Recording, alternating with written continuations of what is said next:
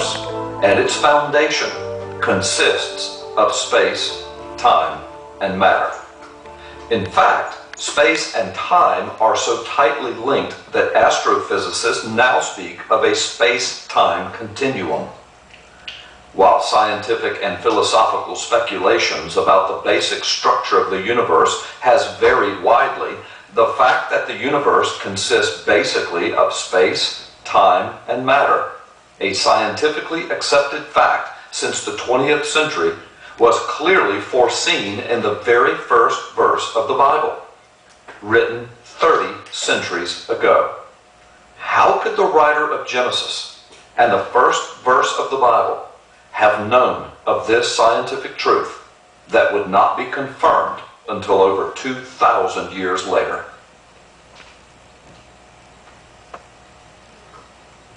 I know. God authored it. That's how I know. I'm trying to give this one more try, but if it keeps squeaking, then I'm going to go with the microphone there. So hopefully we can get that resolved. We have been in a series called Bang. And Bang, we've been talking about things since creation and evolution, which I'm going to talk about today, and some other things here. Did you get it? So today is about evolution. The last couple of weeks have been about, I'm going to go with the mic.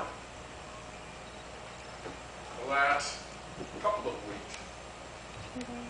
You ready? You gotta adjust as we're going along to whatever it is that we're getting. So the last couple of weeks we've been talking about creation. We've been talking about where and how was the universe created and all of that. And so if you want to get yourself caught up, you can go online, as I was talking about earlier. I had someone last week who said something to me. She said, "Pastor, you hurt my head today."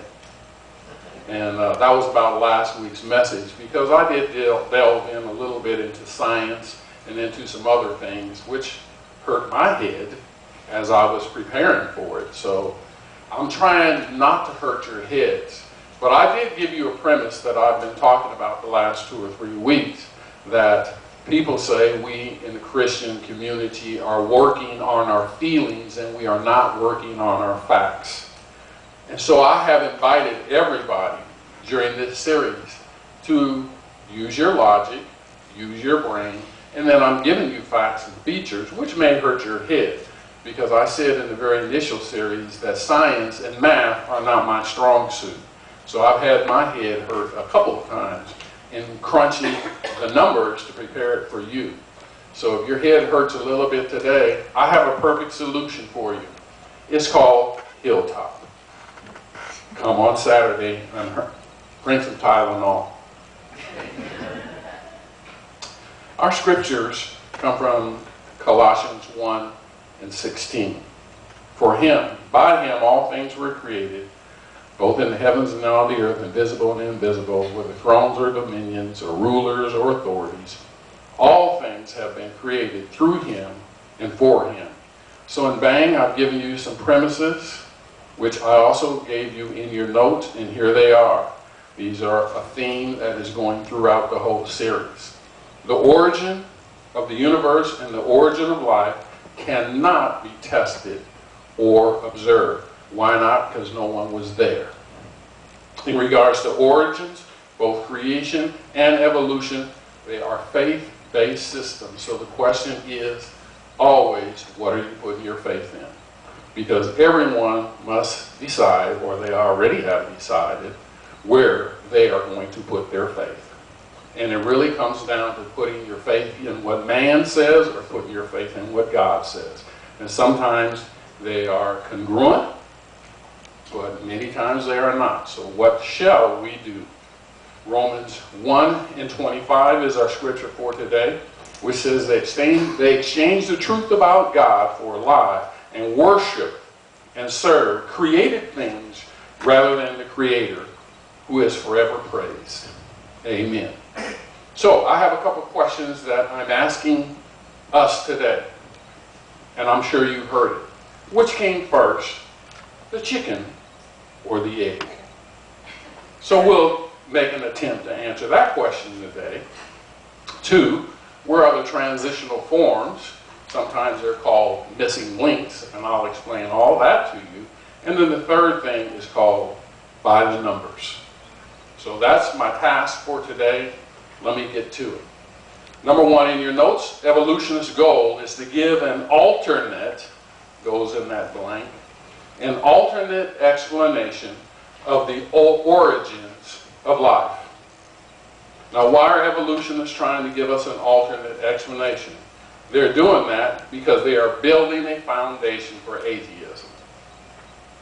Or at the very least, number two, the majority of scientists who believe in evolution are also atheists, goes there, or agnostic, goes in the second one. All of us don't know what agnostic is, so I've defined that for you. Should be coming up on the board as well. An agnostic is a person who believes that nothing is known or can be known of the existence or the nature of God, or anything beyond material phenomena. A person who claims neither faith nor disbelief in God. And synonyms for them are skeptics, doubters, and cynics. And I have to be honest with you, I think I run into more agnostics these days than just straight up atheists. And I don't see any evidence of God. And I've already told you guys many times, I couldn't be God. He's got way more mercy and stuff than I do. I'm working on it. But I'll be like, you don't see any evidence of me? Here, let me take some oxygen from you. Bam. Then you know. 3, humans, or evolution theory, is closely associated with an atheist, and the atheist's name is Darwin. So what I've been trying to do is I've been trying to give you some science so you can see what it is that we've been taught and what we're doing, and then just give you a bit of history. So I'm going to give you, since most people would agree with me that there is a really strong connection between Darwin and evolution. In other words, we can even say he's the father of our theories of evolution. Even though people have always pondered evolution, we still would consider him the father of our current thinking on evolution. So I'm going to talk a little bit about Darwin in my message today. First of all, Darwin grew up in somewhat of a Christian home. Darwin grew up, and his mother was a Unitarian, and his father was not. His father and his grandfather, his father's name was Robert, and his grandfather's name was Aramis. Those two taught Darwin to be a free thinker, to question everything. Now, I could do a complete message right now about how the mother was bringing Darwin into the church and how the father's was not, but I might save that message for another time. Because everybody who's been in church for more than a minute knows that usually the church is populated with women who are trying to bring their children and bring them up right, is what we say. And many times the men are absent. And this was the case with Darwin. Because now he's got his mother who's trying to bring him up in the religion, and his father and his grandfather are telling him to be a free thinker. Well, we know as the story goes what he ended up doing. He ended up being a free thinker. Is that open? Yes. Let me give you a few quotes from Darwin. He said, and I quote, "I never gave up Christianity until I was 40 years of age." He turned 40 in 1849. So he said himself, that's when I gave it up. So it's not like he was what we would call a new Christian. He was questioning things, but he formally himself said, I gave it up on this time. Darwin, 2 years later, had a tragedy visit his life, and his 10-year-old daughter died.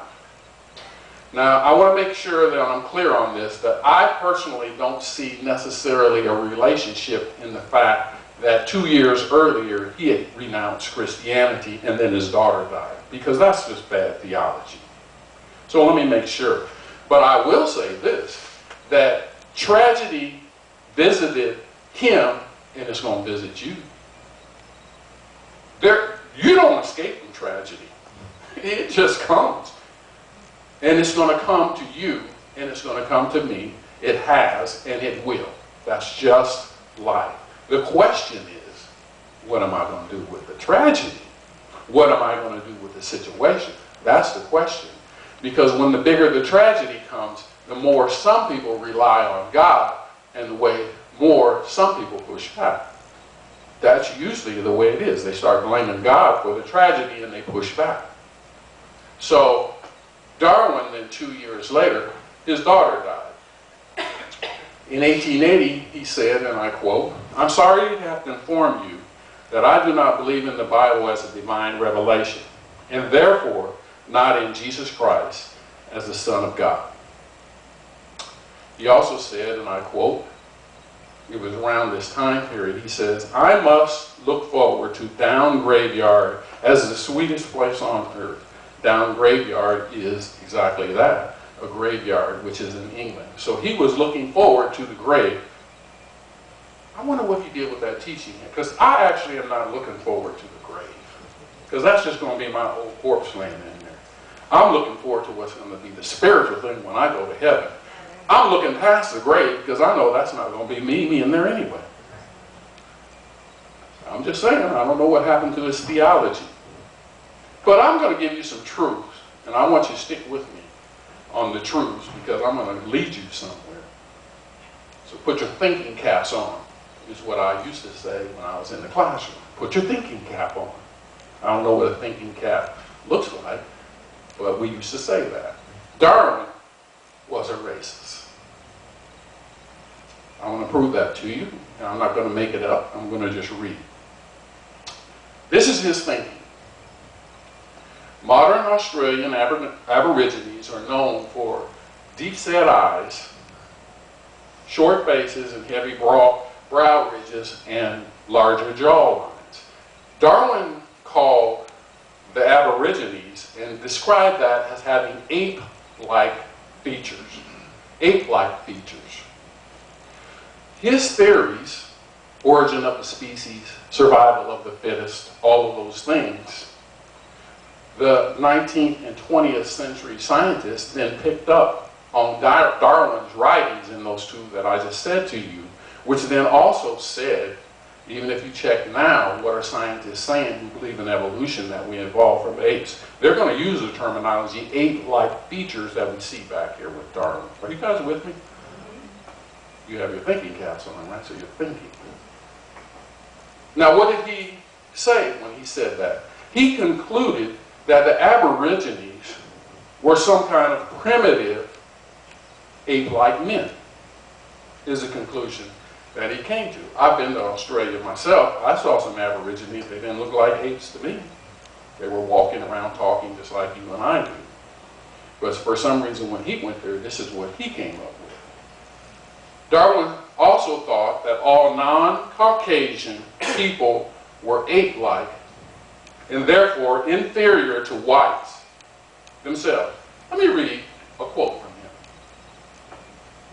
He said, "At some future point, the civilized races of man will almost certainly exterminate and replace the savage races throughout the world.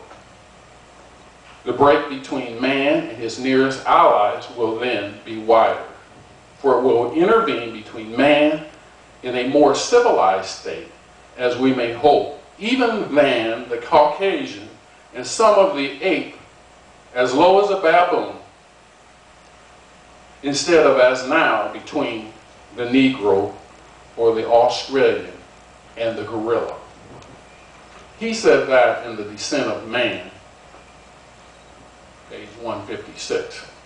In that writing, he is making the comparison, I'm sure you picked up on it, between the Aborigines, the Negroid race, and Negroid comes from the Spanish word, right? Negro, which means black, so he's comparing all of that, and an ape, and he lumped them all in the same category. That's a racist comment.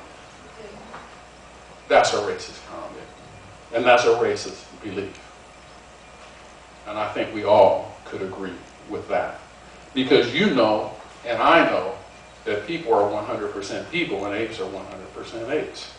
So then to make that comment and make those comments that he made, then clearly is bigotry and is racism. And here's your problem. When you come up with theories, books, and stuff like that, somebody always takes it and runs it down the field further. That's what happens. So Darwin dies in 1887. He dies, and guess who picks it up and runs with it?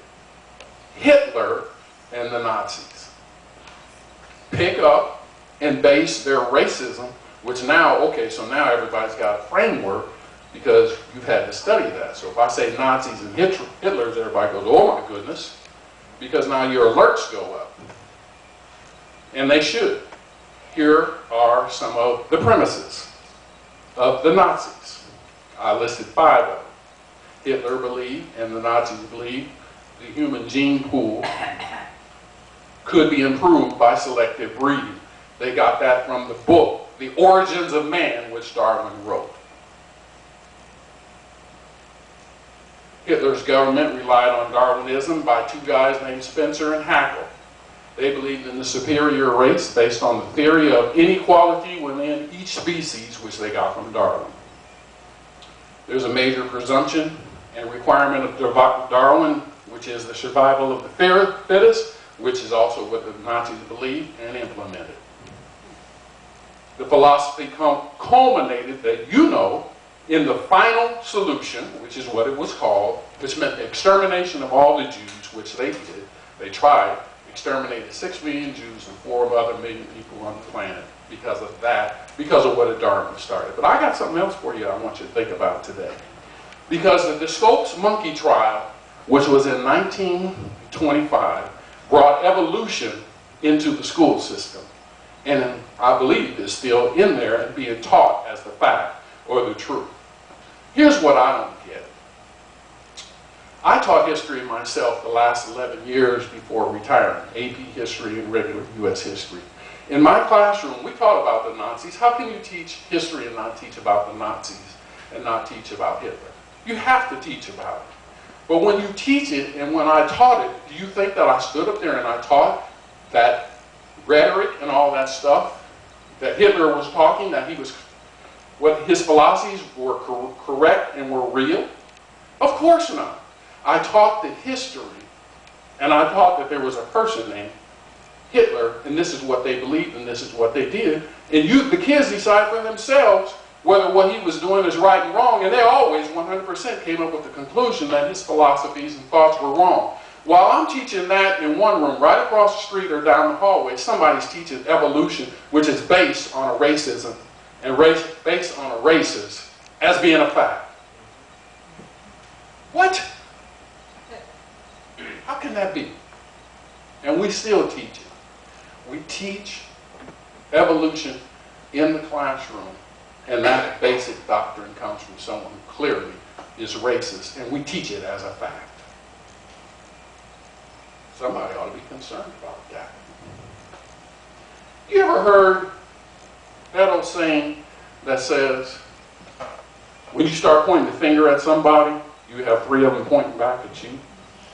You guys ever heard that? Kind of say that in the classroom and in the playground, right? And I think that's the case with Darwin. He's talking about all this stuff and calling people apes and their features and stuff, and he's pointing his finger that way, and he had 3 of them pointing back at him. Put that picture up there of Darwin for me, would you?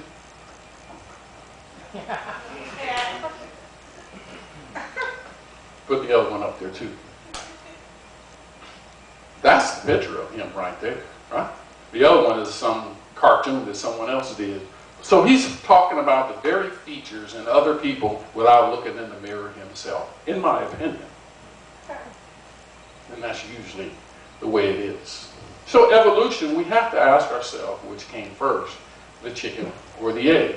So I want to give evolution in the science community a fair shake.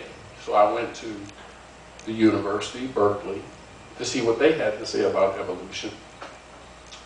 I went to Science, How Stuff Works, to see what they had to say about evolution. And I went to PBS and read to see what they had. And then I took all of those and the common things that they said, and this is what I came up with. Evolutionists strongly deny that the idea that men came from apes. They insist that both man and apes came from a hypothetical ape-like ancestor, which biologists refer to as a common ancestor. That happened 5 to 8 million years ago, evidence for which has not been discovered in Africa. That was a common thing between them. They said there are two distinct lineages, one resulting in hominids, which is a human-like species, and the other resulting in the great ape species that we see today. You guys following me? So then let's fast forward to DNA and DNA testing, because I'm sure that you've heard that.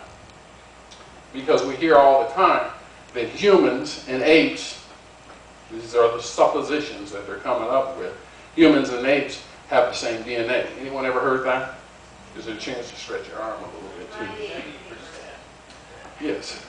Up to, yeah, some of it says 90, some of it says 95, some of it goes up to 98. So it just depends on where you are and what you're reading. That we have the common DNA with the apes.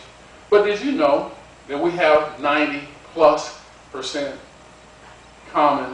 commonality in DNA with mice and rats? Haven't you ever wondered, well, why are they always doing experiments on mice and rats? Right? And the reason is because we have the common DNA of them up to 90% or more. Huh. So what, are we descendants from rats too, and mice? Because there certainly is a common DNA. I went to the National Human Genome Research Institute, which is an arm of the government. This is what they said.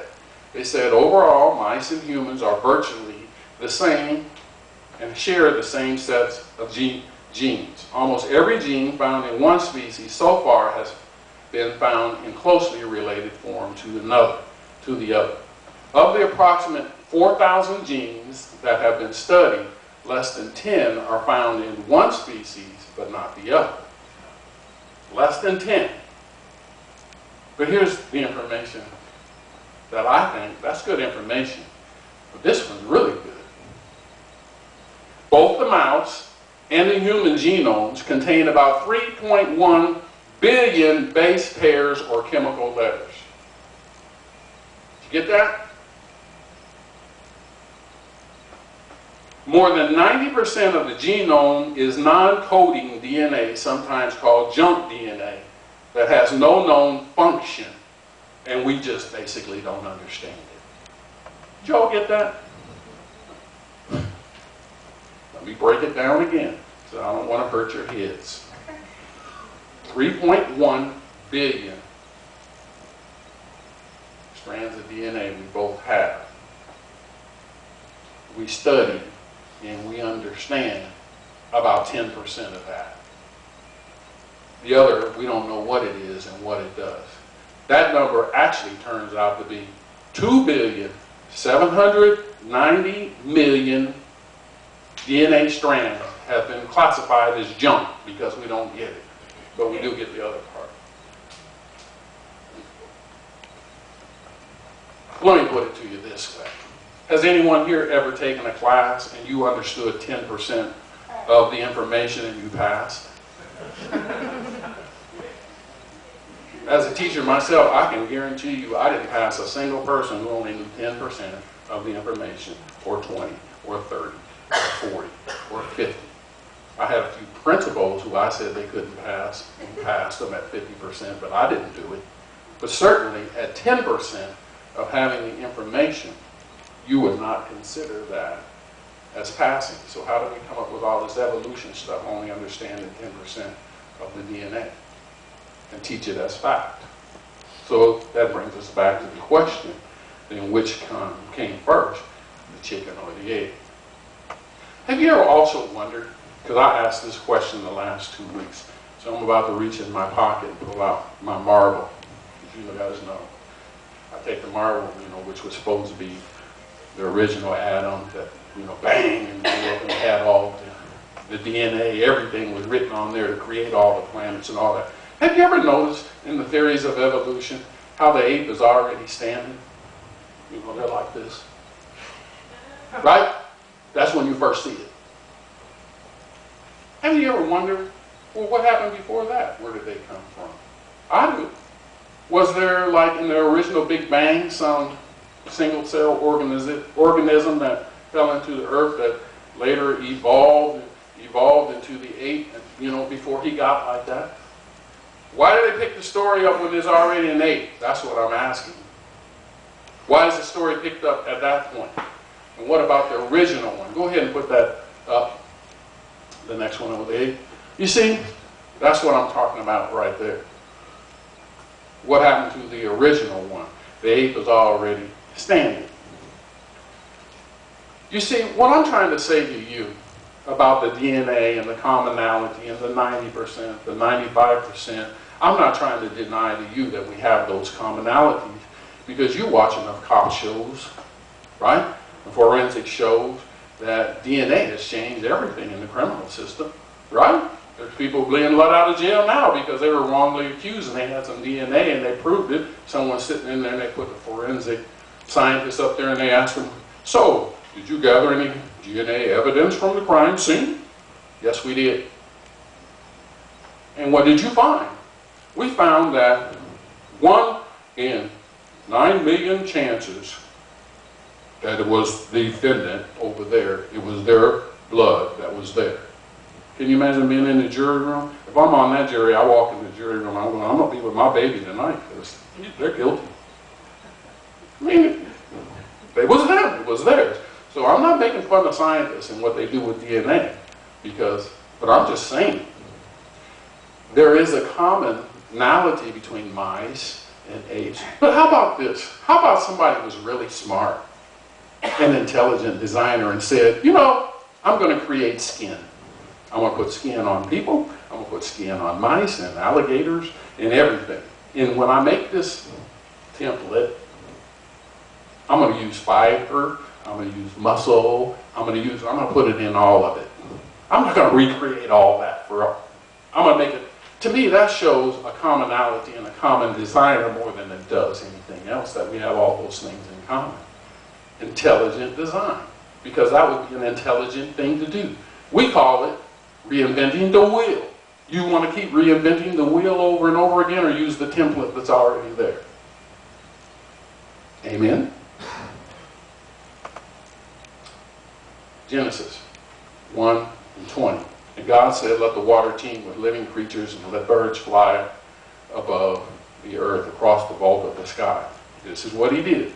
So God created the great creatures of the sea and every living thing which the water teems and that moves in and about it according to their kind, and every winged bird according to its kind. And God saw that it was good. God blessed them and said, be fruitful and increase in the number and fill the water in the seas and let the birds increase on the earth. And there was in the evening and there was morning the 5th day. Verse 24. And God said, let the land produce living creatures according to their kinds, the livestock, the creatures that move along the ground, and the wild animals, each according to its kind. And it was so.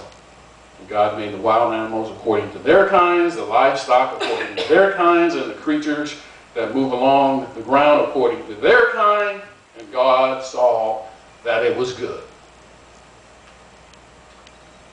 So, the next question that has to be asked then is, where are the transitional forms, sometimes called the missing links?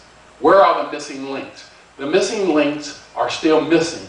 I can't find them. You can't find them. Scientists can't find them because they're still missing. Where is the dat? Where's the dat? I didn't go ebonic on you and say who's this and who's that. I'm not from New Orleans and go, who that? Gonna beat them saints. I'm not doing that. I'm asking you, where is the dat? And the dat is the cross between the dog and the cat. And they came together in evolution and became a dat. Yeah, that's a joke. Where is it? And likewise, I would ask you the rest of the question. Where are the transitional forms? If we evolve and everything else evolved from this to that, then there should be some evidence of the transformation. Where is it? We don't have it. It still is missing.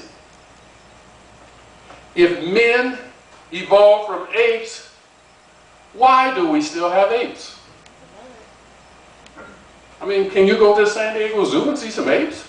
Yeah. So what happened? Why do we still have apes if we evolved from apes? I'm just questioning, just wondering. Can you put that picture up there? This is what I'm talking about. Put the other one back up there that shows the next one. That one. Because we have the ape and we have the man, but the transition from the ape to the man. We have billions of apes and billions of people. Where are the transitional forms that got them there? There ought to be billions of them. Are you guys with me? Science class. They're not there. So let's go by the numbers. And I'm going to skip through a lot of that because we have something called the growth rate. The growth rate pretty much means the number of people who are born and the number of people who die, and what's the relationship between the births and the deaths. And right now, we have about 1.7 million in growth to every 100 million. So the supposition is this. Scientists uses things like the Ice Age and some of those concepts, Peking Man, the Stone Age, those things, and they use that as their platform for justifying evolution. But the numbers don't match up, because the numbers should match up. In other words, this is what I'm saying to you without reading this to you, because anyone who is into that and wants the statistics and all that, I can get that all to you. The statistics that I'm talking about that prove this. So there's about 7 billion people on the planet right now since the flood. You know, knowing that. So the earth had to be repopulated. Here's the number. If humans evolved over millions of years, like science says, and the population grew at 0.01% and doubled every 7,000 years, we should have had 10 to the 43rd power. You can put that number up there. 10 to the 43rd power, that should be the number of dead bodies that we have to pull up and examine based on the scientific numbers. You all track with that? 10 to the 43rd power. The Stone Age, they said, lasted about 100,000 years, so you could calculate that. They also said that 1 million and 10 million people lived during that time period. They also have dug up, found the fossils, found the artifacts. If you crunch those numbers, you will find that we should have about 40 billion bodies and artifacts that we ought to be able to dig up and prove that that is true. Let me give you an example of what that would be like. That would be like every time you go in your backyard to dig up the sprinkler system, you ought to find a bone or some sort of artifact, because that is a big number. And instead, this is what we see, is we find one and we see someone who has a little brush. You ever seen them out there when they brush away a little bit of a dirt and they carefully have to remove that bone? Why? Because there's not so many of them. And there really should be, according to their own numbers. If you crunch them, they should be pretty plentiful, but they're not, according even to their own terms. You know what it does match up with? What the Bible says. If you crunch the numbers, you number crunchers, and you take the 4,500 years since the flood, you take the growth rate, and you come up with a figure. You know what figure you're going to come up with? The exact number of the population, or very pretty close to what we have on the planet right now. There's also an explanation for the tools they used. We find it in Genesis chapter 4 and 22. Zillah also had a son, Tubal-Cain, who forged all kinds of tools out of bronze and iron. So we know that they had those tools that the science is talking about. 7 billion years since the flood, which I told you. You also have to understand that there was a couple of hundred years where God scattered the people.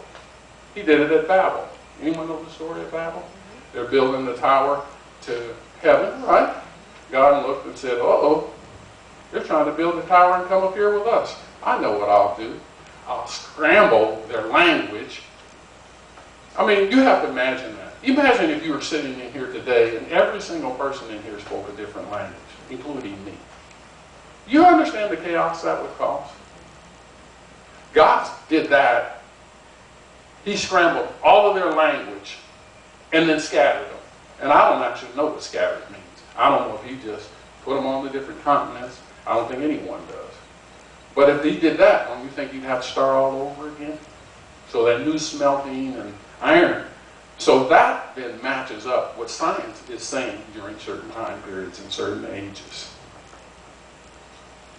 As I head to home, Genesis 1 and 26, God said, let us make mankind in our image and in our likeness, so they can rule over the fish in the sea and the birds in the sky and over the stock and livestock and the wild animals and over creatures that move along the ground. So God created man in his own image. In his image of God, he created them, male and female. He created them, and God blessed them and said to them, be fruitful and increase in number, fill the earth and subdue it. Next week, being Mother's Day, I've already titled my message for next week, No Scientific Stuff. I'm gonna eisegete the text, which means, you know, we're talking Adam and Eve, so these are the beginning writings. And I'm going to talk about that because I've been asked questions about DNA and could Adam and Eve really have populated the whole earth? It was only 2 people. How is that possible? And I've already titled my message, Evolution, because I'm going to talk about the women, and I'm going to talk about some of those things and how that fits into what we've been talking about in the Bang series. You see, because it really does come down to this. Faith really in God does not require that you know everything. Because I can promise you, you don't know everything. I think I've proven that science doesn't know it. Even by their own admission, they don't know it. So then, what do you put your faith in? So faith in God doesn't mean you have to know all the facts. Faith in God means that I have to believe that God is sovereign and he's got all the facts. And what he said then is true, and some of these other things are passive. God is sovereign. He knows, and he knows the facts. Our scripture today says, don't exchange the truth. You guys can come on up, Dee. You don't exchange the truth. Don't exchange the truth of God for the lie of people. We need to believe what it is that God said.